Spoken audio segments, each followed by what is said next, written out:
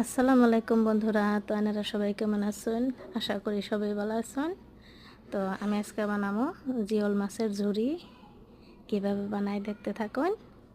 তো আমি বড় বড় সাইজের দুটো পেঁয়াজ কেটে দিছি, গোটা জিরে দিয়ে দিলাম, দিয়ে এবার দিব আমি রসুন বাটা আর আদা বাটা দিয়ে অল্প লাড়ে ছেড়ে নিয়ে আমি দিয়ে দিব পরিমাণ মতো নুন দিয়ে আমি একটু লাড়ে ছেড়ে নিলাম।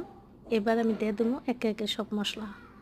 আমি দিয়ে দিলাম হলদির গুঁড়া, ধনিয়ার গুঁড়া, মরিচের গুঁড়া দিয়ে অল্প লাড়ে চেড়ে নিয়ে আমি এবার দিয়ে দেবো জিওল মাছটা।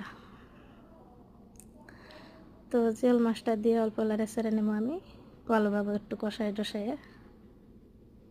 তো এইবার আমি দিয়ে দেবো অল্প পানি। পানি দিলাম আমি মাছটা অল্প সিদ্ধ হবার নিয়ে। তো আমি দিলাম এবার আসলে বস্তু, যেটা না দিলে চলেই না, নরসিংহের পাতা। আনেরা কেরা কি কইন এই পাতাটার নাম কমেন্ট বক্সে কমেন্ট করে কোন জানি। আর আমার জুড়ি বানান প্রায় শেষ। তো ভিডিওটা দেখে যদি ভালো লাগে সাবস্ক্রাইব করুন জানি, পাশে থাকুন জানি। আল্লাহ হাফেজ।